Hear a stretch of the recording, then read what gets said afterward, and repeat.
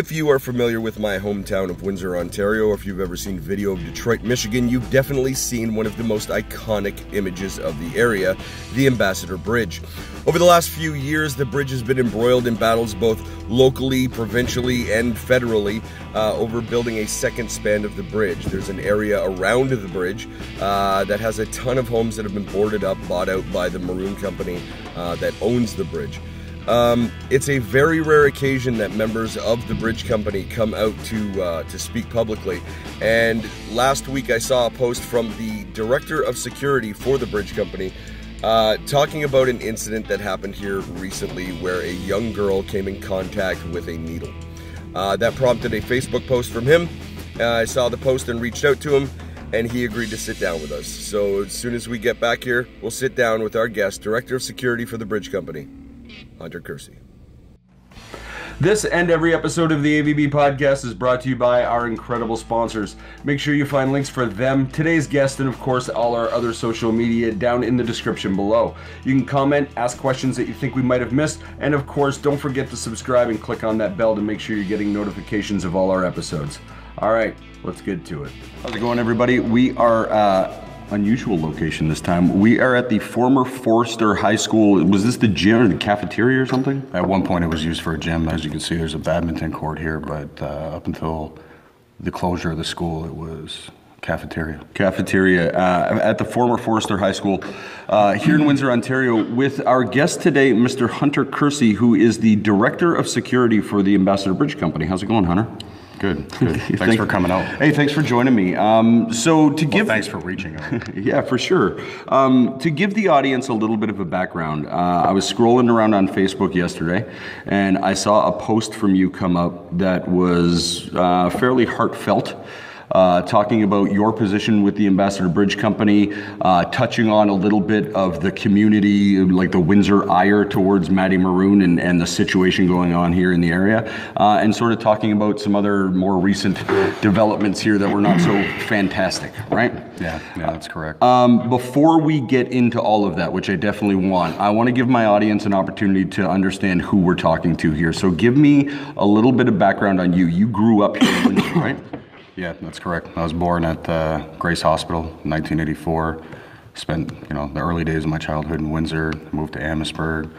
But my upbringing, because of the culture that exists within Windsor, Essex County and Detroit, everything was interconnected prior to 9/11. So, growing up in Amherstburg is 20 minutes away, right? You got family that lives out there, you got family that lives here. So I would do this circuit with my grandmother on a weekly basis where I would start my day in Amherstburg, go to school. She'd pick me up from school, come to Windsor, she lived on Ternier Street. My family lived on Peters Street. So we'd spend the night there, then she'd drive me back to Amherstburg in the morning to go to school. So what was happening with your family at that point that you had so much shuffling going on? Oh, it's just how my grandma was. Like, she had to make the rounds because she had so many grandchildren and nieces and nephews. Okay. We just, the family was very well connected to each other. Okay. But spread out. So driving from Windsor to Amherstburg is 20 minutes, right? Right. Now in other cities, that's in Toronto, that's like going from one neighborhood to the next. Right. So it's not that big of a drive. Yeah, no, fair enough. It's interesting that grandma was that connected to, how many, your parent or mom, dad, you grew up with mom or dad's mom? My dad's mom. Okay, so how many siblings did dad have? 6. So 6 siblings, and grandma's running around between all of them, sort of checking out the kids. But not only that, when you come from a black family in this neighborhood, in this city, in this region, everybody's connected. Okay. So my grandmother was a tailor and a Chase. Okay. Right. Excuse me. Now, those are predominant families in the area. When you go up to Buxton, where the Chase family's from, in Chatham, there's a lot of Chases down here, but it's a big community. So you get these very big families like the Kerseys, the Taylors, the Chases, the Klingmans, the Armstrongs, and a number of the other names, right? Mm-hmm. Banks, Talbot. I'm sorry if I'm forgetting. Of course, yeah. There's so many. And over the years, everybody's just been married to each other. Right. And the black community here in Windsor was very, very tight-knit for a long time. Up until recently, with the changes in the economy and modes of production, with people moving away, it's forced a difference. But with my grandmother, she was one of the matriarchs in the community. Okay. And a lot of people today I'd run into people and they don't recognize me because I may have been gone for so long, or they remember me as a child but not now. So I just tell them that Effie was my grandma, and then right away it's into the stories, and I remember you and you were this and that. But she was a big community leader and a matriarch, right? What did that mean to you? Like as a kid, excuse me. As a kid, was that something that you sort of like pushed against, or that you felt towards? Like, did you enjoy the fact that you were being moved from like every day was a travel from one place to another? And no, not at all. No, you hated it? No, I didn't hate it. I liked it. I liked the opportunity to be able to see people and go places, and it gave me a lot of exposure at a young age. And, spending a lot of time in Detroit as a youth was a great education. How so? When I was a newborn, my mother and my grandma, they were shopping in Detroit, and this is during the height of Detroit's decline, right? The 80s, bad time. Still on fire from the riots, racial tensions. My mother got mugged, and she had me in one arm and her purse in another. So somebody tried to snatch her purse, and she wasn't giving it up, and then they tried to snatch me from her. But she let the purse go, but at the same time, she was catching punches in the face, but she protected me. That was an experience. I don't remember any of this because I was a baby, but hearing the stories from my grandmother, from my mother, and other people that were there, that gave me, from a young age, a respect for my life. Mm-hmm. I don't know what would have happened to me if a crackhead had stolen me from my mother in Detroit. Like, what would happen to a baby, right? Mm-hmm. What do you do with a baby? Do you live?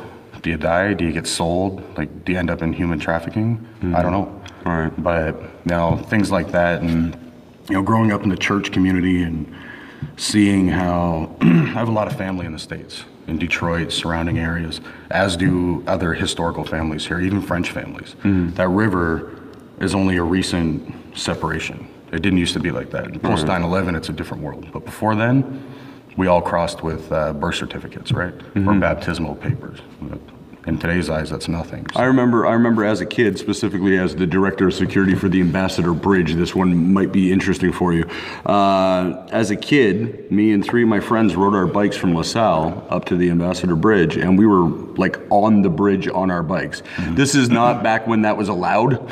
We were just like, things were so lax at the time. Like I remember talking to Canada Customs and them asking our names, but they never told us to get off the bridge. They never told us to leave. They ended up calling our parents, and they came and picked us up. And in a lot of ways, that's a good thing, because it's forcing accountability on you as a person, but it's also a human connection, which isn't putting you necessarily in a system that's going to ruin the rest of your life. Yeah. And I got to caution people about that today, that if something happens, like if you're on either side of the border, if your vehicle is in an area where it's not supposed to be and it seems suspicious, we will capture your information and it gets sent up to the responsible authorities. Right. Because there are people out there, whether they be, right-wing extremists or some of the other elements that are out there.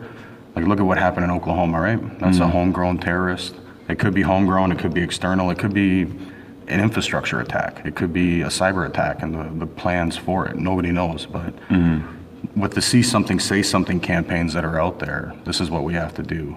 But at the same time, I'm a person that doesn't believe in putting people in systems. Okay. Right? I would rather keep people out of the system. Okay. Which, like I was telling you with the children here that broke in and caused the $13,000 in damage. Right. I went down and I tracked down each one of those kids and their parents, and I forced the accountability through a youth diversion program to not press charges as young offenders or get anything on their record. Right.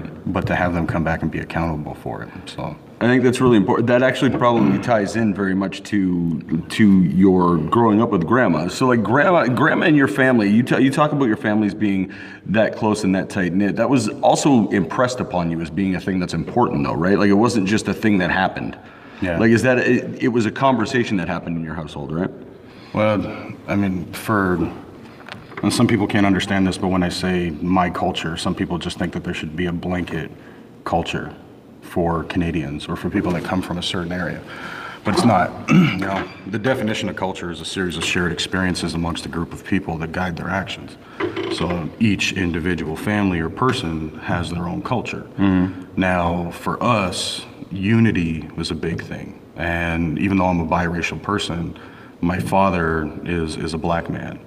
And under the laws of patrilineal descent, that makes me black. Even though my skin is, I came out high yellow. Right. Most people think I'm an Arab or Turkish.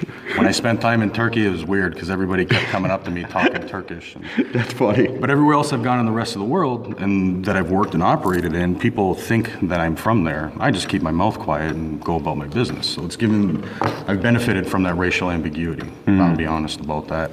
But with the struggles that have happened in the history of my family, with slavery, abolition, civil rights, the Underground Railroad, that's a big psychological imprint, right? So people sticking together to get through hard times is something that I always seen growing up, people helping each other and doing things for each other, because families had to come together. Did you know that back in the 40s, black people couldn't really have funerals in funeral homes?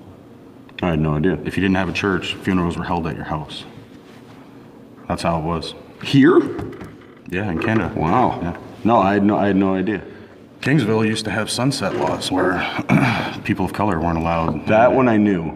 Yeah, that one I knew about. Because there was, and it's weird too, because in this area, and hang on a second, for anybody in the audience and for you yourself, me about to have this discussion is just laughable. I have no connection to it whatsoever. I'm really happy to have the conversation, but I'm about to say some shit like I'm an authority, and I certainly am not.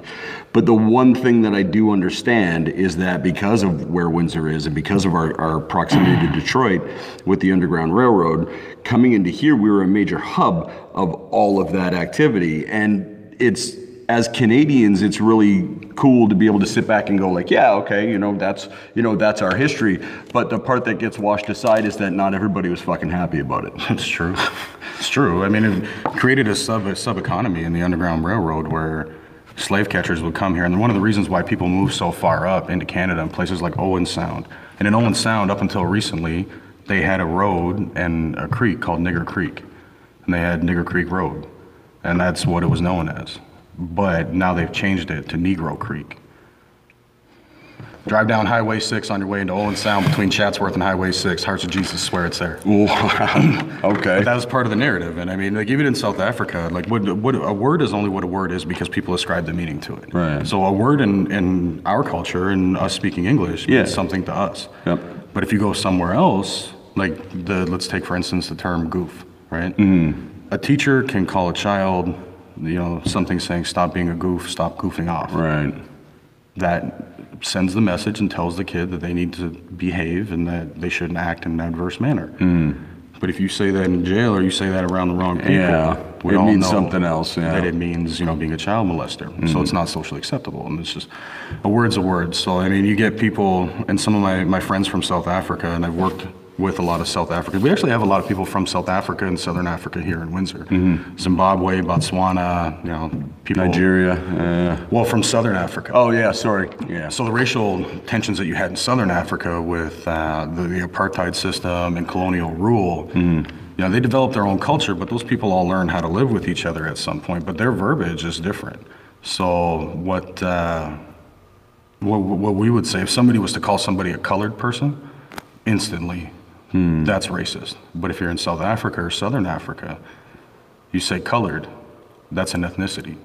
That a colored person is somebody who is a multiracial person, and that's an accepted term. So it is how it is. But with that, back to what we were originally speaking of, the area itself created an economy for slave catchers to come up to Canada, to Upper Canada, to Windsor, to Sandwich, to Amherstburg, to reclaim those pieces of chattel and bring them back across. So, the evidence is there, the history is there, and that's one of the reasons why you had communities that sprung up in places like Colchester and Buxton, even Biddulph Township, which was up near where the Black Donnellys story is at. I'm not sure if you're familiar with that. Just briefly, I know it to hear it in passing, but I couldn't give you any details. I'd implore you to do some reading and do a podcast on it. It's up near the town of Lucan, Ontario. Okay. A family that was, and again, similar to, culture that was down here. They're an Irish family that came, a lot of racial and old world tensions followed the Irish immigrants that came here a family that was, very strong, had stayed together. The father ended up killing somebody in an argument. He had to hide out. He had to, dress as a woman for a period of time to tend their fields, but he went to jail. And one mother raised these 7 children, and they were very strong, and they stuck together. And, but they didn't fit the mold of society, right? So, but they also did not care about racial tensions, and they would break the established rules between the Blackfeet and the Orangemen of the Roman Catholic society, right? And you still get that, what's metastasized in Ireland up into the Troubles is what was going on here in southwestern Ontario with the immigrants at the time. Right. So, but a lot of interchange between that story with the Black Donnellys, even though they were Irish immigrants, they're not Black, they're Irish immigrants, and things that were going on down here, because some of those members of that community lived in Windsor, and some of the people, the sons and the daughter, and they had ties here. It's funny because I often, our show deals with a lot of entertainment, a lot of music, and my history in this city, I've always been fascinated with the punk culture that comes out of the city. And you may be hitting on it, whether intending to or not, but you might be hitting on some of the reasoning behind it. It's weird with the history of this city, how many anti-establishment establishments there are. Does that make any sense? Absolutely. You know what I mean? Let's talk a little bit more. I'm really glad that we have this sort of basics of a human being for you, because you have a really interesting story coming out of Amherstburg and Windsor and Detroit. You ended up joining the military. What year? 2005. Took me a long time to get in. Okay. Why? Issues with paperwork and the fact that I had a shrimp allergy. What? I have a shrimp allergy, so there's a risk of anaphylaxis. Yeah. From a risk management standpoint, I mean, a shrimp allergy or a nut allergy, it's more accepted now, but people with shrimp allergies can have a risk of anaphylaxis. So you're more of a risk or whatever? Yeah. Okay. So to go through the medical system and to get my doctor to sign off on it, see an allergist, it took a little while, right? So wait, not only did you join the military, you had to fight to join the military. Yeah, actually, you know what? I almost joined the Marines because of that. So what was it about military that, because obviously then it wasn't you hear some military stories I had nothing else to do, so I joined the military. Obviously that wasn't the case for you. Well, for me, honestly, growing up here in this area, and I catch a bad rap just because my last name's Kersey. And as soon as people hear it, they automatically associate it with some members of my family who may have done bad things. But that's not the lineage of my family. Okay. It's not. And that's what people know. So growing up, it was rough with that last name. It absolutely was. It was discriminated against. The police at the time, who aren't on the force now, and by the way, Windsor Police, I got a lot of respect for you guys and what you do in the community. But it was rough, and automatically people would hear my name and they just associate me with being a criminal and being this and being that. And I did get caught up in some trouble growing up. You just be a victim of the wrong place, wrong time. It happens to so many kids, like a total after-school special, and it can ruin your life. So I had an instance like that, and that kind of set me on a new path. But I knew that there was no way that I was getting out of the social stratisfaction that I was in without joining the military. There's no way that I was going to school and doing well and getting a job and building a life without joining the military. But at the same time, my grandfather was in World War II. When I was growing up, we still had World War I vets. So when I was in Cub Scouts, I'd spend a lot of time in an old folks home in Amherstburg on Richmond Street, and hearing some of the stories of these old men that were there. And the Legion in Amherstburg is very, very tight-knit to this day. It's an institution within the community. But you had World War II vets, Korean vets, World War I vets from the Navy, the Army, and like Ralph Mayville, big influence on me growing up. One of the members of the first modern-day Special Service Forces. People like that, and our area was rich in it, as are places like London or Kitchener or anywhere else where everybody takes up arms and goes to fight because of the situation in the world. But on my street where I grew up, on the right side, I had a World War II fighter pilot. On the left side, I had a Korean vet. on 2 houses down was a World War II Navy vet, my grandfather. They all fought in the same war together. Across the street was an Italian partisan that fought against, Nazi occupation and fascism in that area. And just growing up in that, just the sense of duty to serve and to fight injustice wherever it may be in the world, and that sense of oppression is something that I grew up with. So, the Canadian Forces do a lot of good work in the world, whether it's on combat operations that we've seen in Afghanistan, or assistance missions that are going on today in Iraq and in Mali or other places. Everything from water purification to stopping terrorism, and that's Canadians. And once I got into the military and seen that and lived it, it was gratifying. When you got into the military, was your goal to go in the direction you went into, or was that a result of training and influences and that kind of thing? I suppose I always had a goal to get somewhere doing something with security or policing, and that's what I wanted to do. At one point I wanted to be a lawyer, but when we're young, we entertain certain fantasies about where we want to go and just the general direction. And you never know where life's going to lead you. So you go down one path, a door opens, turns out that door's closed, you go to a different one. All of our lives will end up differently as we continue to grow, right? But I knew generally that I wanted to get into that area. And prior to joining the military, I worked in security. I started very young. And I started with concerts, and some of my uncles would put on concerts and do security for some shows and things like that. So I was exposed to it at a very young age.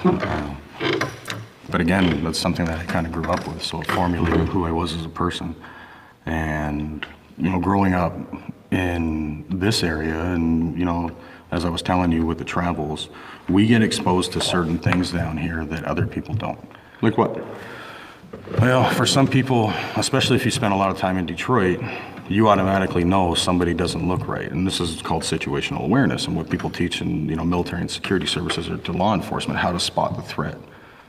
But growing up in these areas and in the unique community that's, Southwest Ontario, past Tilbury down here, when somebody's up to something and they're scheming. They do, right? Yep. And you get some people, and what we a lot of people say is some people can be book smart, but other people are street smart, right?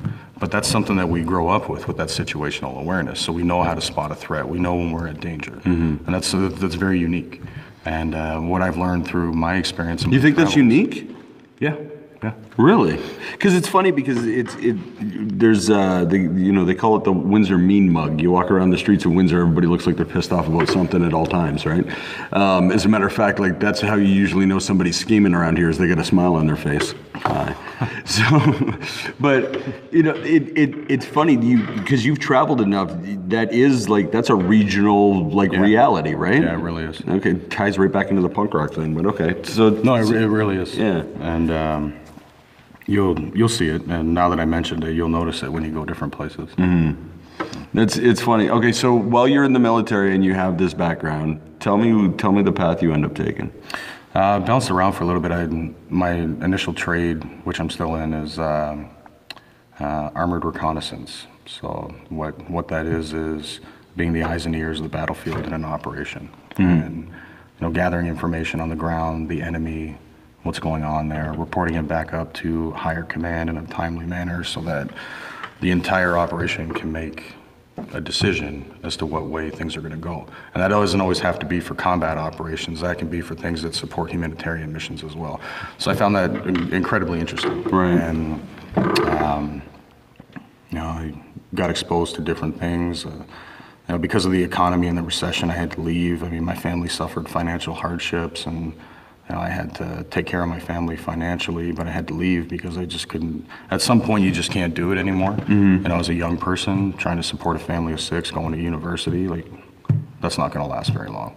And I left the University of Windsor in 2007. Traveled with the military, came back, got a desk job, and I wasn't very happy with it, but are you ever happy with your jobs, right? But one of my mentors, and a person I have great respect for in the military, he was the operations warrant officer at the time, and the military was looking for reservists to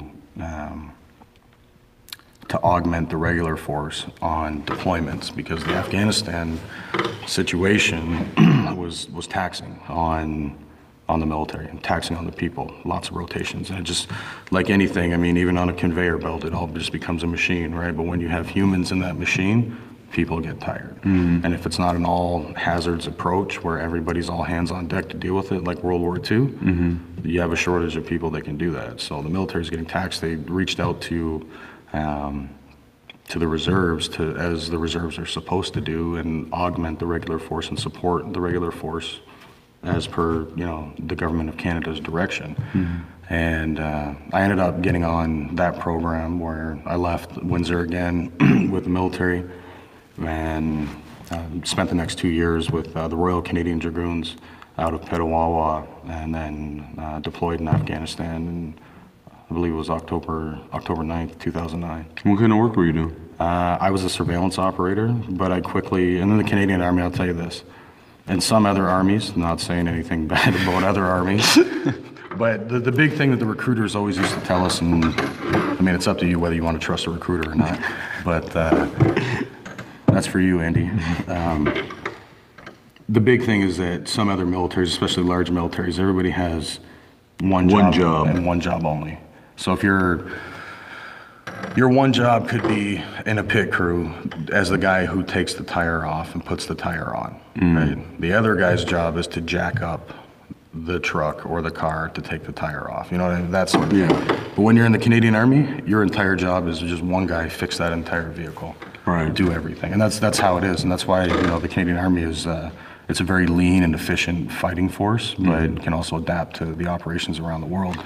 And so I ended up, my initial job was a surveillance operator, and I used the surveillance system to function in a reconnaissance and intelligence environment. But then I got other jobs like vital point search commander, which was not something that I volunteered to do. But what is that? all right. There's a bunch. You used a bunch of words that I understand on their own, but then you slapped them in a way that kind of it sounds fucking scary, to be honest with you.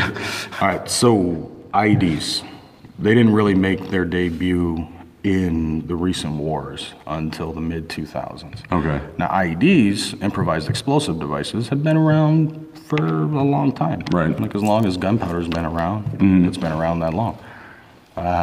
But the chemical composition of what was being used and how it was being employed in those wars, it didn't make its debut until 2004, 5, 6. That's when it started. 2008, bam, it hit really hard.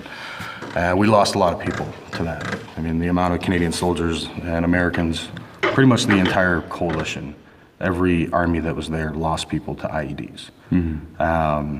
Now, these are bombs in the ground. I mean, you could take, and it was always yellow jugs, because the yellow fuel jugs or the oil containers, they were readily available. So these yellow jugs are what it was. They were either yellow or blue, right? And I could show you some pictures of some of these IEDs and how they're constructed, but you basically take a yellow jug, you put a concoction, I'm not gonna tell you what it is, but you put a concoction of certain things in there together, fertilizer being the same one. Pretty much what they, in layman's terms, I guess, the Oklahoma City bombing, right? Making info, using that, putting it in some sort of encasement. And it's very rudimentary, but it's very effective. And then they would do other things like take, you'd be surprised what people can make bombs out of. So they could take watch springs or any sort of spring, and you could take a pop can. You cut that pop can into strips, that becomes, a component to a bomb.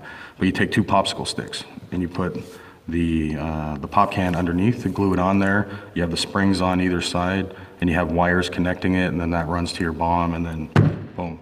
It's a pressure plate. It's exactly what it is. Holy shit. Yeah. So it's pretty scary, but our job and what the Canadians really excelled at was finding the threat and finding the bombs before they could go off. So as a vital point search commander, I was the guy who had to do all the VPSs. Not all of them. I'm not going to say I was the only one that did it. Right. Everybody did it across the board that was in a combat role. So what you do is you have one guy in the center who coordinates and tells everybody else where to go for search patterns. And you go on foot and you search and you look for the signs. Then you got to watch the ground, the terrain, you look for disturbed earth, you look for telltale signs that are out there that are going to indicate. But what you need to find is a confluence of those indicators that would lead you to believe that there could be a threat there. Right? And it could be something big, it could be something small. So really, really like no pressure.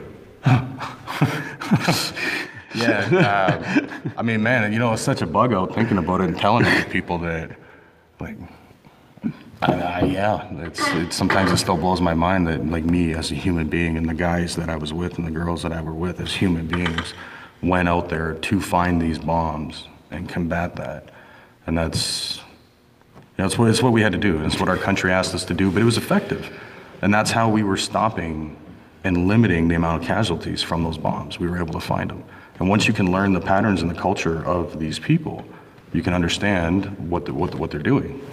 That's unreal. Honestly, it's funny because we're already like a half an hour into this interview, and I think we could probably talk for another 3 hours just on that topic. I want to get to why we're here. So maybe I'll talk you into coming back another time and we'll talk more about that stuff because that's fascinating. But when you came home from the military, yeah, well, I'll tell you this. Sure. I took some time off from the military after being injured, finishing school, developing my civilian career.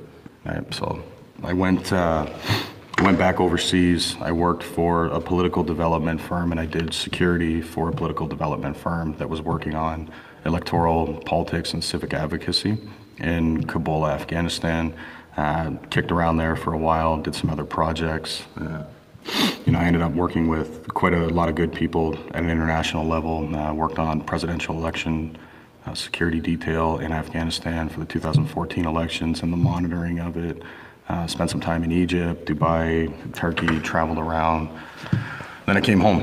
I had a child, and that really forced a change in my life.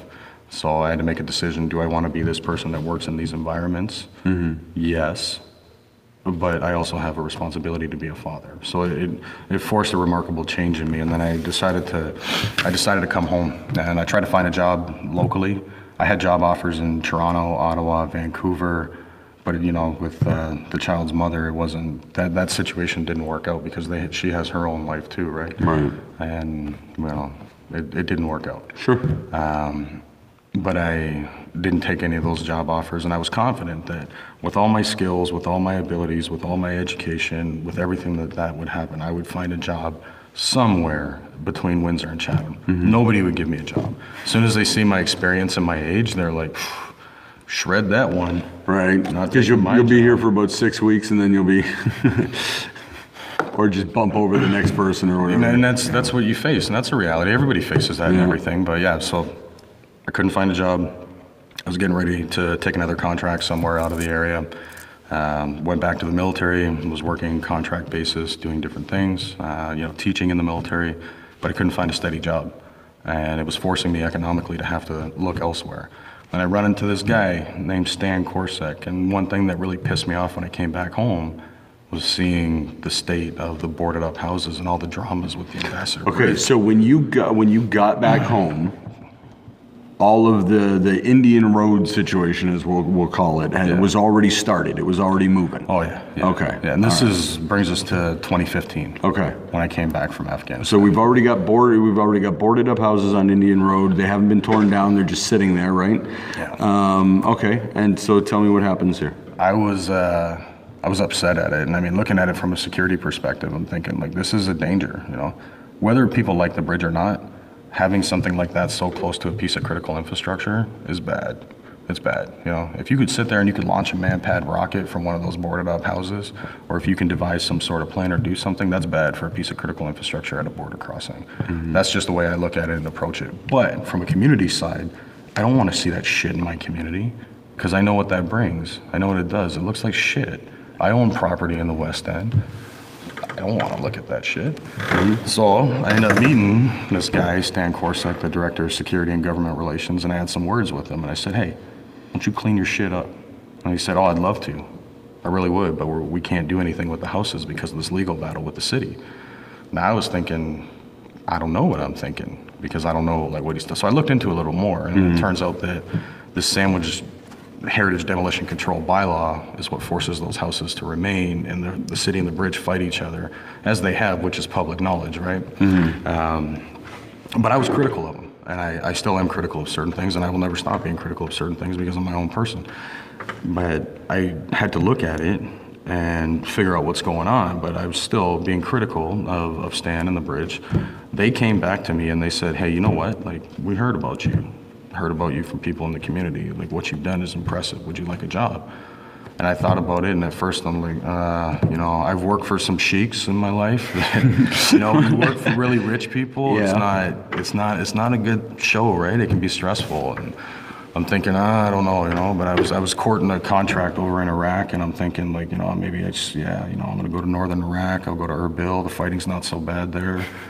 This is my life, man. This is what I was doing. Right. But then they offered me a job, and I thought about it, and I said, you know what? Yeah, I'll talk to you. I'll think about it. But don't think for a second I buy this shit and I don't want these houses. Right. Well, he said, well, no, I want you to take care of them. I want you to do something. And I said, well, shit, that's a big job, but, you know, staying home in my community is more important to me. Just having that sense of community and being home. I can't describe what it's like to be homesick and to think, you know, like every day you wake up and you think, am I gonna see everybody again? Right. Am I ever gonna meet my child? Am I gonna die between now and the time my child's born? Am I gonna make it home tonight? You know, and then I start thinking, because I'm very family oriented and community oriented, like I was telling you, like I think back to, you know, like, am I gonna make it to the Windsor West Side reunion? Am I gonna? Well, you were telling me about watching the closing of this place. Yeah, that was hard, you know, like it's my school, I'll tell you this, I learned more lessons here at Forster because of the multiculturalism in the community than I have anywhere else in my life. So by the time I got to Afghanistan, I already knew the Afghan culture, and I had grown up with it here because we had Afghans that went to school here. You know, likewise with the African cultures that were here. Just you learn so much. So when I traveled, I already knew things, right? And some of those things saved my life. And they really did. And they let me build rapport with people. Because as soon as you know something about somebody from a different culture, or you can say a word to them in their culture, boom, it's instant rapport building, and you open things up. So I learned all that here. And yeah, it was good. But so maybe talk to me, since taking on this job, what is, so that myself and the audience understand, what is your role with the like, I understand you're director of security, but specifically you have a huge involvement in this area with this. So tell me what your job is that way. Well, my job with respects to that, what I do at the bridge is I'm the director of security. So right now we're in a phased operation to rebuild certain things and build out the departments, right? So upgrading things from health and safety. I've been developing policies for the security of the bridge and the operations of the bridge. We're moving in that direction to structure things properly. And the bridge is making really great strides by bringing in new people from the community, bringing in people to work on the bridge, increasing their staffing. Because the federal government gave the Ambassador Bridge their permit, and they're moving ahead with construction. So it's now getting in that phase where everything has to build up. So I deal with a lot of that, but the monitoring program for the homes is something that's there. And I got dropped into this years after all this had been going on. Right. When I first started, the amount of people that just have things to say about this is crazy. And the community was skeptical of me when I came back. And those who didn't know me, you know, they thought, like, it's just big evil Ambassador Bridge. And I'm like, no, it's not like that. I'm not a bad guy. Like, I'm from here. Right. And then I would see the other people in the community that still live in the community that know me, and they're like, hey man, clean this shit up. And I'm like, hey man, I'm totally gonna clean this shit up if I can, work with me. Yeah, and then we built out the community connections through that, and then just going to people and saying, it's not the Ambassador Bridge, it's Hunter. Give me a call. You got a problem, you see anything, give me a call, right? Let's deal with this. Like, I gotta work with you. Okay, I'm sorry that, you know, a little old lady down on Bloomfield, and it breaks my heart to see this sort of stuff, but you get crackheads that break into these houses, they shoot up, you know, they're doing all sorts of stuff, and this old woman's got to sit next to it.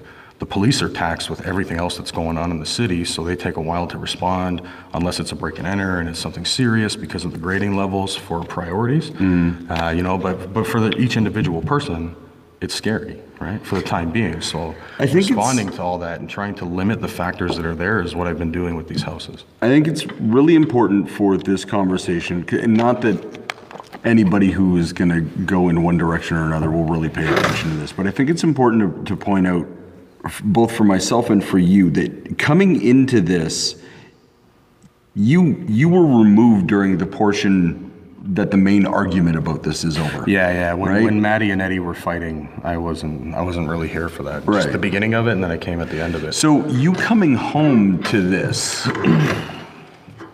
like the conversation you and I had coming into this interview, was the idea that in a lot of situations, it doesn't, people get caught up in the arguments about how, why, and what caused this, where you seem to be the type of person to me that wants to deal with the situation as it is and move forward.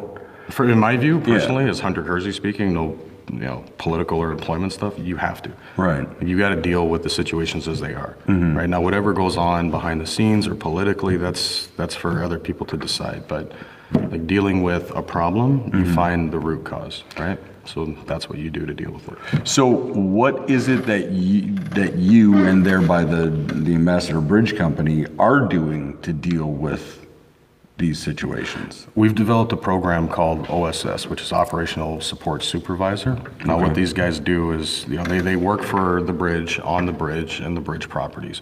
But they go around and they monitor the homes. They make sure that they're boarded up. They talk to the residents. They report things to me, being the director. They're out in the field. These guys are going around, they're cataloging things, they're tracking the metrics. They're dealing with these people that are on the properties, kicking them off and getting them arrested. And I feel really bad for one guy that works for me because he always seems to get it. But when that apartment building was up on Mill Street, it was a crackhead hotel. Right. And people would come there, and some of these guys are rather violent, right? And some of the personalities, out of privacy, I'm not going to mention their names, but it's a reoccurring cycle. We get them arrested, or we place them under citizen's arrest, which that's me doing that under Section 494 of the Criminal Code. Right. They get out, they come back, they're stealing copper, they get arrested, boom, boom, boom. There's one building that's owned by the Ambassador Bridge on Industrial, and the police were using it for training. When they went in there, they had found one of these guys who's a notorious person for doing this sort of thing, stealing copper. As the TAC team was going in there to train. So check it out, there's a Windsor Star article on it. Right. And that's what they did. But I got the utmost respect for the Windsor Police and the TAC team and those guys. They're really good guys. A lot of them are ex-military, but a lot of them are members of the community, and they went to schools like Forrester and this and that. And the police, I will say this, the police have been a great help in this fight, but the situation is what the situation is. So what really brought us here is the fact that on the 9th of July, a child came in contact with a needle outside of this school near the basketball gym. And for people that don't know, Forrester, no, it's not closed. Forrester is being reopened as a community center. Science City is in here, the Windsor Valiants, other groups are here. What is the Windsor Valiants? It's a girls basketball team. Okay. Yep. But the guy who runs it, Josh Lehman, he's done well. It's opened up that avenue for so many other kids playing sports to come and to use the gym and to use it. They run competitions. I'd recommend that you check him out and see what his story is with it. But a lot of kids are here now and will be here. But we also have the Sandwich Farmers Market here after they had to vacate the property that they were on Mill Street because of new owners. They had nowhere to go. So, the board here and, us as the bridge, we said, yeah, sure, come on in. Doesn't matter, set up your signs, run the market here and get it going. But with that amount of people and traffic going on here, all right, I'll tell you this. July 9th, a child comes in contact with a needle outside of the school. I don't know about it. Nobody calls me. Okay. Now, I looked at it in a revisionist perspective after the fact as to why that happened. But I get a call on the 29th of July from City Bylaw saying that there was a child that may have been poked or not poked with a needle, but a child came into contact with a needle on Forrester. And I said, what? Are you kidding me? Like what, why, when did this happen? And he says on the 9th of July. So it took 20 days, almost 20 days for this to be brought to me. But on the 9th of July, it was found, the child had the encounter, the parents reported it to the city, to the health unit, various other things. The bylaw officer, because of their caseload, didn't get there until the 26th of July to do an investigation on it. After he concluded his investigation, then he called us as the property owners. And when I tell you right now, I look you dead in the eye and I'll tell anybody else this.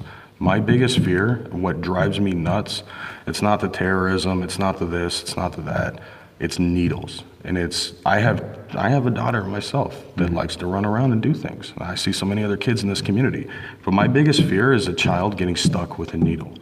And I know this is a problem happening all over the city, but you know, when it happens on my watch and it happens in my neighborhood, I can't accept it, man. So that really forced me to break my silence and to just start doing something. And now we're caught up in all this political stuff with the city and the bridge, but the reality is there's needles all over the city, but people have to do things. So what I'm asking people to do is come together, tell your stories. Let's work together with the police, with the city, with the bridge, put the differences aside, deal with this stuff for the neighborhoods, right? Because it's not good. And whether people like it or not, the people who live in this community in the West End, go ask them what they think about the Ambassador Bridge.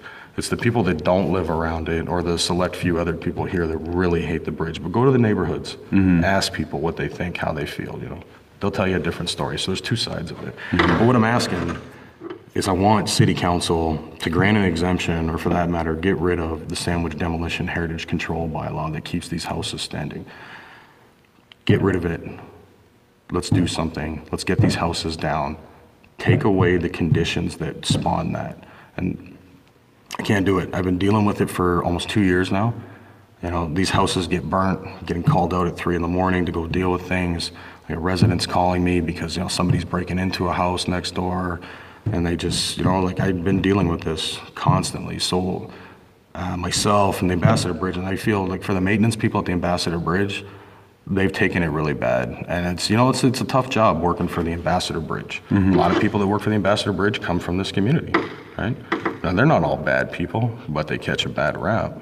And it's a tough job doing that. But some of these people have been for years boarding up these houses. And they've been dealing with it for years. And the stories that they can tell you about what's going on and what they've had to deal with or see for years. It's just, for me, politics aside, I know I work for the bridge, but there's no reason why that stuff should happen in the community. I suppose, and I haven't been, full disclosure, it's not like I've been deeply ingrained with this issue. I've heard about it, peripherally, just like anybody else. I drove truck for a company that Maddie owned, but it was through a broker. It wasn't like I worked for him directly. It just so happened to be or whatever. I think some of the people that might be watching this, and we know even just from your post, one of the arguments that you're going to hear is that you're using this situation as a political tool to push X agenda or whatever. I guess A, how would you respond to that, and B, what is it that you can say or do, or what is it that you or Maddie or the Ambassador Bridge Company itself is doing to show that, because the argument, and you'll have to excuse me for the rambling question, but the argument is that this is a situation that Maddie created himself. And I suppose I get that argument, and I may even side with that argument, but I also, like I said, I agree with the idea of moving forward. So how do you suggest people balance that, if that makes any sense? Personally, what I would say for people that think, and if you read that Facebook post and you read some of the comments, for those people that said that about me, or they said that they're insulted by me saying that, come meet me. You clearly don't know me. And the people that live in this community, they know who I am and they know what I've done. So come meet me, right? Come here. And do your own fact check and ask around about me. A lot of people know me and they know what I do. People know that, I I'm the kind of guy that just randomly like, hey, there's a mother that, you know, she's got issues, right? And, you know, single mom, got 3 kids, bam. Just go put food on her doorstep, ring the bell and leave, right? You got to take care of people where you come from. I'm from the neighborhood, and for people that say that, you can say whatever you want, but come meet me, ask around about me, ask people who I really am. And that's my reputation and my philosophy on being a person will speak for itself. But with whose fault is it? I think some people will look at the factors and the issues, and there's a lot of miscommunication of facts out there. So in 1995, the bridge announced that they were going to expand, and they had plans to renovate the bridge or build a new bridge, right? So they started buying up property. Now people started selling.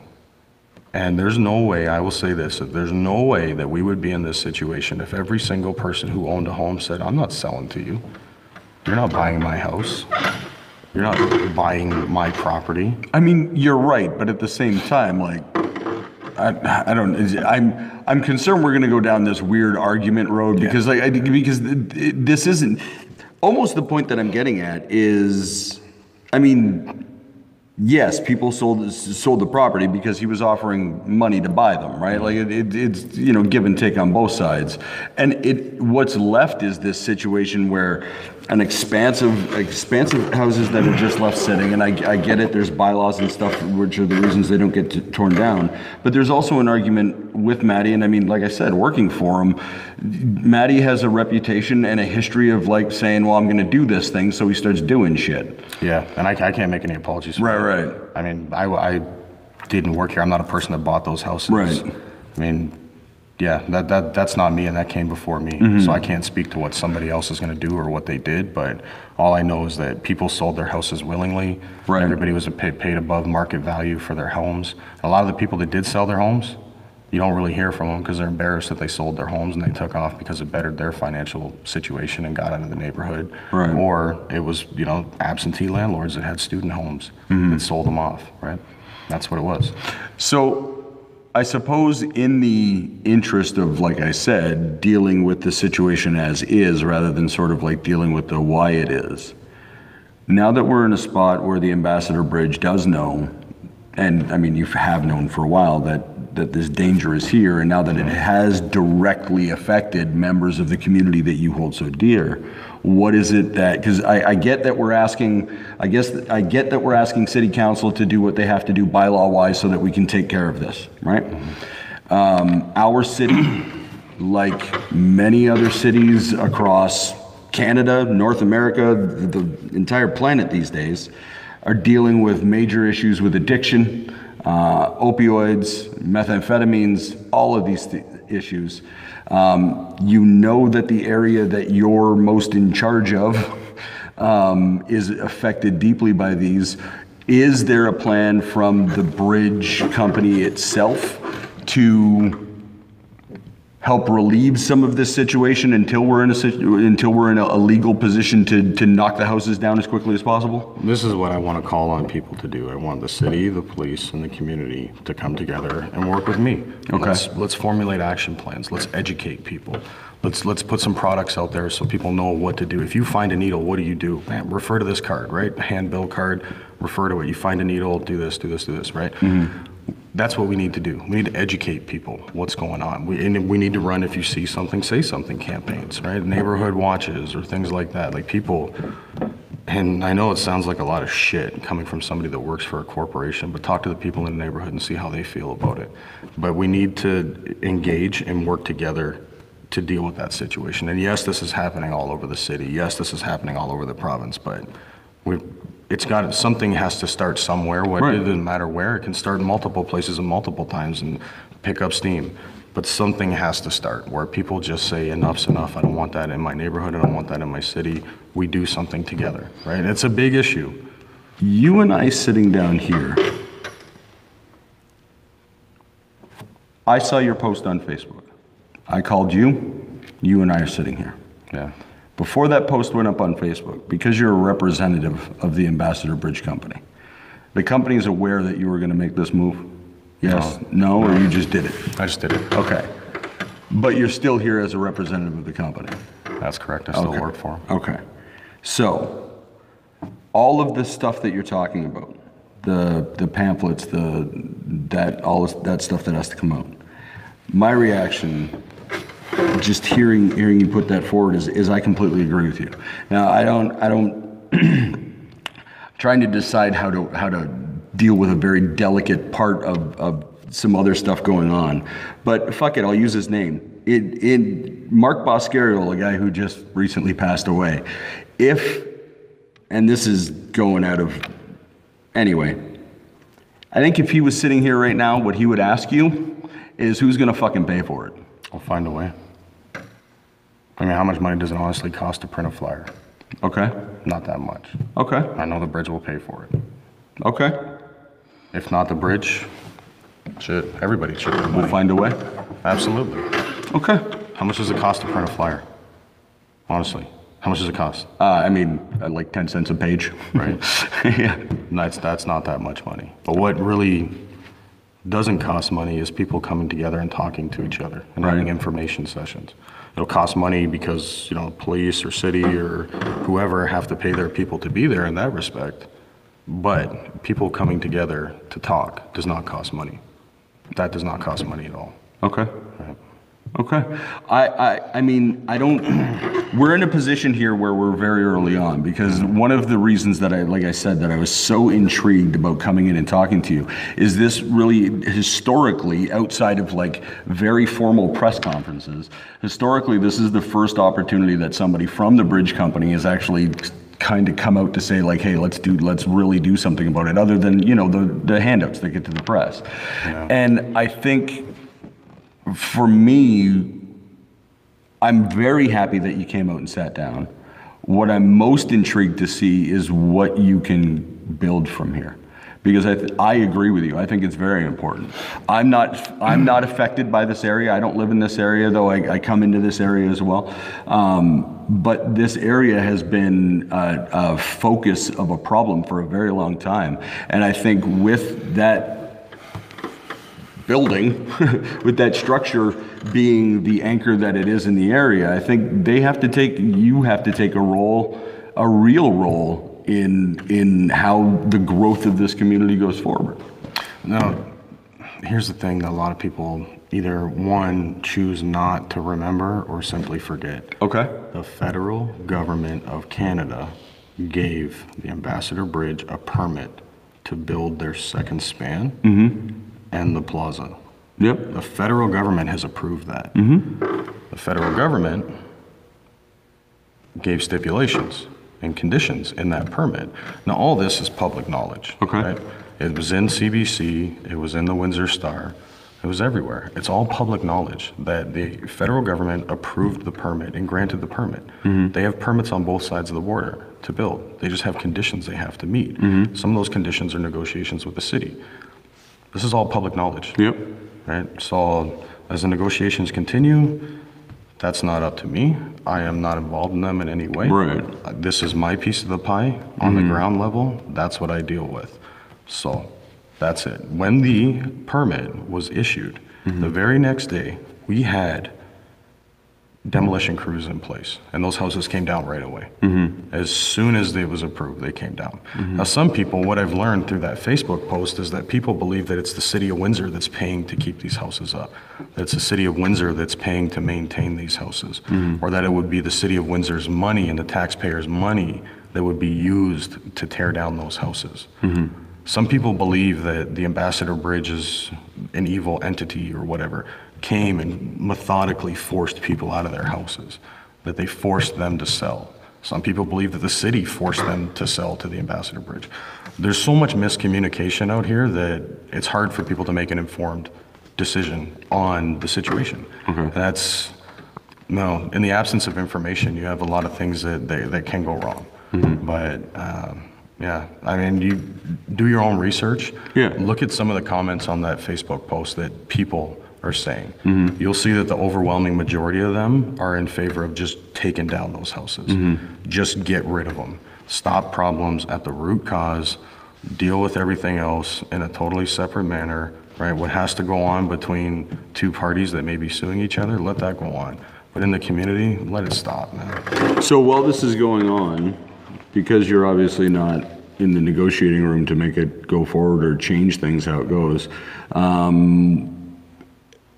you're saying the plan is to bring communities together and start these conversations and get information pamphlets out. Is there a plan in place yet to get going, or is this just the first steps? No, it's just the first steps. I mean, I got to draft letters and I got to approach people to do it. But I've talked to a lot of people in the community. I've talked to my neighbors. I talked to people. And one of the reasons why I was late is I was talking to people over at Pizza Plus, and so it has to start somewhere, right? Well, I appreciate you taking the time with me, man. And Thanks. I really, really look forward to seeing what happens. I would be happy to hear any updates as you go forward. Yeah. Thanks for coming on the show, man. Thanks for having me. But yeah, you're welcome to come back whenever. And I encourage you, go talk to people around here. Go check out what's going on at Forester. Talk to Science City. Talk to the Windsor Valiants. Talk to the residents in the neighborhood. See what's actually going on down here. Perfect. I really appreciate it, man. Thank you. Thanks again. Thanks. All right, folks, that'll do it for this episode of the AVB Podcast. We hope you enjoyed it. If you did, be sure to go down and click on the subscribe button to make sure that you can continue seeing our episodes as we put them out. We do a lot of videos, and there's a couple of them here that we hope you'll enjoy. There's one up there that we think you might like, and of course, there's one of our playlists down there for you. Make sure you say hello to some of our sponsors in the links down below while you're there, and of course, you can find links there to today's guest and all of our other social media. Thanks for hanging out with us. We'll see you next time.